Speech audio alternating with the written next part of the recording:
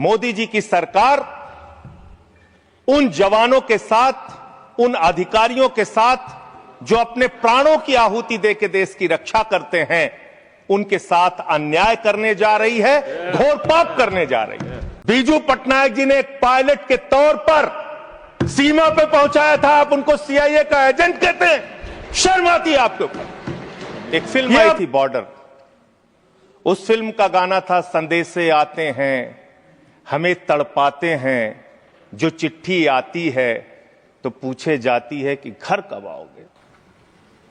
हम तो पार्लियामेंट का सेशन खत्म होता है घर जाते हैं, लेकिन हमारे वो जवान जो सीमाओं की रक्षा करते हैं वो घर नहीं जा पाते।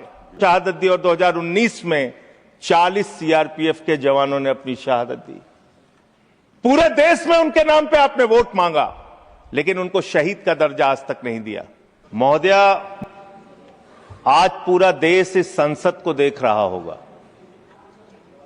पूरे देश की सीमाओं पर 15,000 किलोमीटर भारत की सीमा को सुरक्षा करने वाले हमारे जवान, हमारे अधिकारी आज हमारी इस डिबेट को सुन रहे होंगे और वो देख रहे होंगे कि किस तरह से मोदी जी की सरकार उन जवानों के साथ, उन अधिकारियों के साथ जो अपने प्राणों की आहुति देकर देश की रक्षा करते हैं, उनके साथ अन्याय करने जा रही है, घोर पाप करने जा रही है।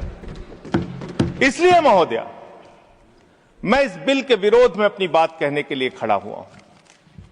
एक फिल्म आई थी बॉर्डर, उस फिल्म का गाना था संदेशे आते हैं हमें तड़पाते हैं, जो चिट्ठी आती है तो पूछे जाती है कि घर कब आओगे। हम तो पार्लियामेंट का सेशन खत्म होता है घर जाते हैं, लेकिन हमारे वो जवान जो सीमाओं की रक्षा करते हैं वो घर नहीं जा पाते। दिवाली हो, होली हो, तमाम त्योहार हो, शादी हो, ब्याह हो, चाहते हुए भी अपने घर नहीं जा पाते। महोदय, देश की 15,000 किलोमीटर की सीमा की सुरक्षा ये सीएपीएफ के जवान और अधिकारी करते हैं। और मैं बड़ी विनम्रता पूर्वक आपके माध्यम से सरकार से पूछना चाहता हूं, क्या उनकी मौत को आप शहीद का दर्जा भी देने को तैयार नहीं है?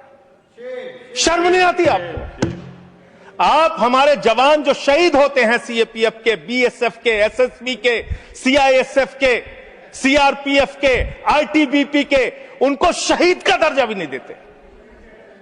सीआरपीएफ के 40 जवान पुलवामा में शहीद हुए, उनके नाम पर घूम घूम कर पूरे देश में प्रधानमंत्री ने वोट तो मांगा, लेकिन उनको शहीद का दर्जा नहीं दिया।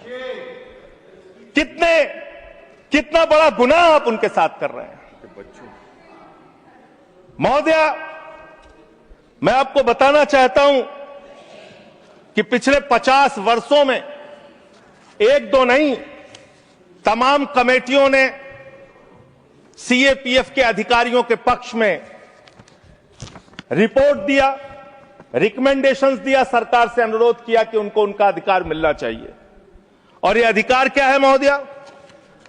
2025 मई का सुप्रीम कोर्ट का निर्णय है जो कहता है cadre review with in 6 months, slowly reduce the deputation of IPS officers with in 2 years। यह सर्वोच्च न्यायालय का निर्णय है, कोई हमारे घर से निकला हुआ निर्णय नहीं मान्यवर। और यह सर्वोच्च न्यायालय का निर्णय है महोदय, ये लोग बदल रहे हैं, ये पूरा देश आज देख रहा है इनको। इसके पीछे कारण क्या है? वो कहते हैं कि पे लेवल 10 पे गजेटेड ऑफिसर्स के रूप में आईपीएस भी भरते हैं, यूपीएससी का एग्जाम पास करते हैं, और जो सीएपीएफ के अधिकारी हैं वो भी पास करते हैं। इसके आधार पर निर्णय आईपीएस अधिकारियों को मिलता है। ये मुरली मनोहर जोशी और पी चिदम्बरम जी की रिपोर्ट है मनोहर, वो गृह मंत्री रह चुके हैं भारत सरकार के। इसके अलावा अब मैं इनकी शहादत के बारे में बताना चाहता हूं। उनकी संख्या जवानों की और अधिकारियों की 11 लाख है। CRPF 3,13,678, BSF 2,92,000, CISF 1,60,000, ITBP 89,000, SSB 97,000। ये इनकी संख्या है पूरे देश में। महोदया, इनकी शहादत जो हुई है, आपको जानना चाहिए, पूरे देश को जानना चाहिए कितनी बड़ी शहादत है इनकी। सीआरपीएफ के 62 जवानों ने अब तक अपनी शहादत, 62 अधिकारियों ने अब तक अपनी शहादत दी है, और सभी रैंक के अधिकारियों और जवानों को मिला दिया जाए तो 2290 अधिकारियों और जवानों ने अपनी शहादत दी है। बीएसएफ के 85 अधिकारियों ने अब तक अपनी शहादत दी है, और 2014 सभी रैंक के अधिकारी और जवानों ने अपनी शहादत दी है। सीआईएसएफ के एक अधिकारी ने अपनी शहादत दी है, और 126 सभी रैंक के जवान और अधिकारियों ने अब तक अपनी शहादत दी है। आईटीबीपी के 13 अधिकारियों ने अब तक अपनी शहादत दी है, और 182 सभी रैंक के अधिकारी और जवानों ने अब तक अपनी शहादत दी है। एसएसबी के 5 अधिकारियों ने अब तक अपनी शहादत दी है, और सभी रैंक को मिला लिया जाए तो 51 अधिकारियों ने और जवानों ने अब तक अपनी शहादत दी। वीर गति को प्राप्त हुए, उनको तो शहीद आप मानते भी नहीं। महोदया, मैं कुछ बड़े हमले जो देश में हुए उसको बता के, जब 2001 में भारत की संसद पे हमला हुआ, यह संसद अगर सुरक्षित है तो हमारे 19 सीएपीएफ के जवानों की बदौलत सुरक्षित है।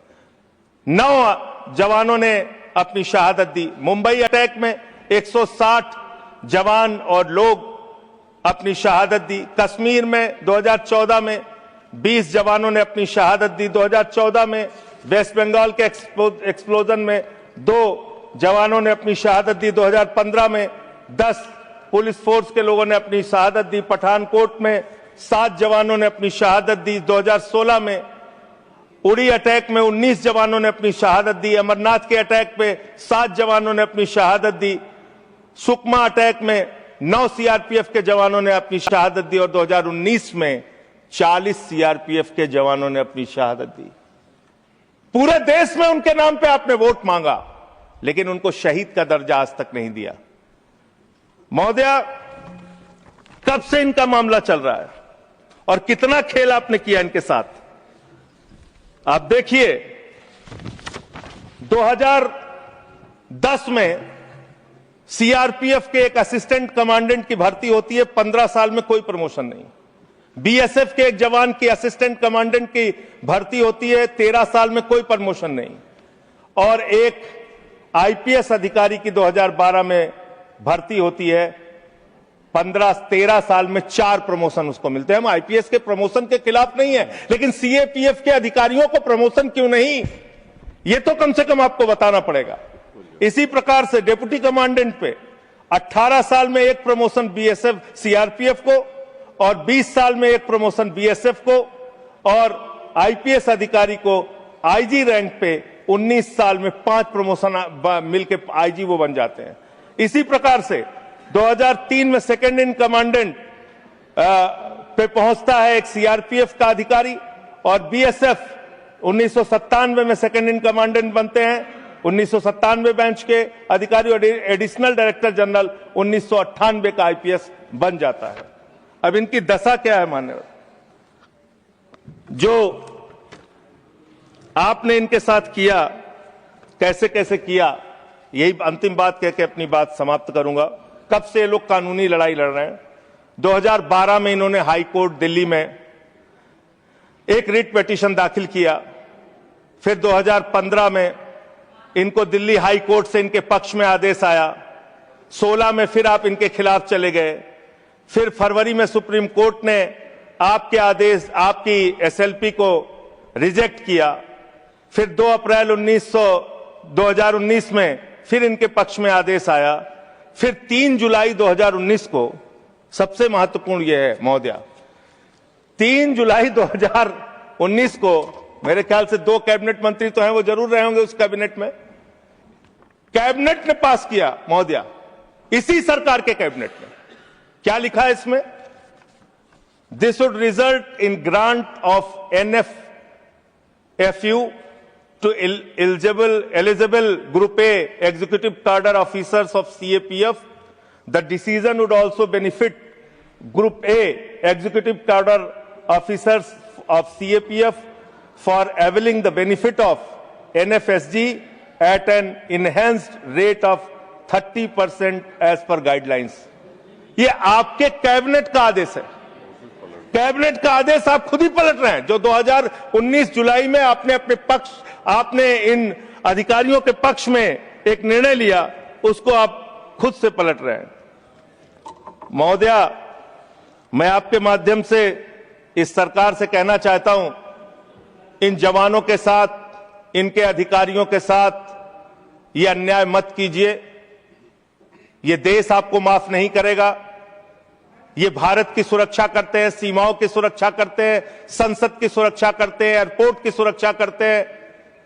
इन जवानों के साथ ये घोर अन्याय मत कीजिए। हालांकि आपको अन्याय करने की और अपमान करने की आदत है। स्वर्गीय बीजू पटनायक जैसे बहादुर व्यक्ति की आपने अपमान किया। आपसे बीजू पटनायक जैसे बहादुर, मैं महोदया इसी से इस विषय पर मैं खत्म कर रहा हूं।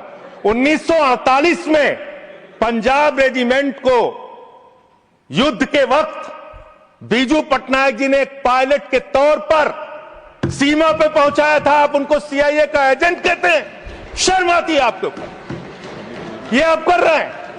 आप अपमान करते हैं लगातार जिन्होंने इस देश के लिए अपना योगदान दिया। महोदया, मैं आपके माध्यम से बस खत्म कर रहा हूं, 1 मिनट में खत्म कर रहा हूं। महोदया, मैं आपके माध्यम से कहना चाहता हूं, देश पर ध्यान दीजिए, देश के लोगों की चिंता कीजिए।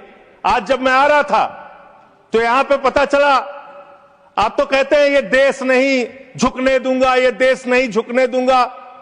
आपके लोग पंजाब के, हरियाणा के, राजस्थान के, रूस के अंदर फंसे हुए हैं सैकड़ों दिनों से, और आज तक आप उनको ला नहीं पा रहे हैं। देश की सुरक्षा के बारे में आपको ध्यान नहीं, विदेश नीति के बारे में आपको ध्यान नहीं, आपकी विदेश नीति का कोई अता पता नहीं। बावजूद इसके आप एक बिल लेके आ रहे हैं जिससे कि अधिकारियों का हक छीनने और मारने का काम आप कर रहे हैं। मैं इस बिल के विरोध में हूं, और जो अमेंडमेंट्स हमने दिए हैं उसको सरकार स्वीकार करती है और इसको बिल को सिलेक्ट कमेटी में भेजती है, तो इसका पूरा अध्ययन किया जाएगा।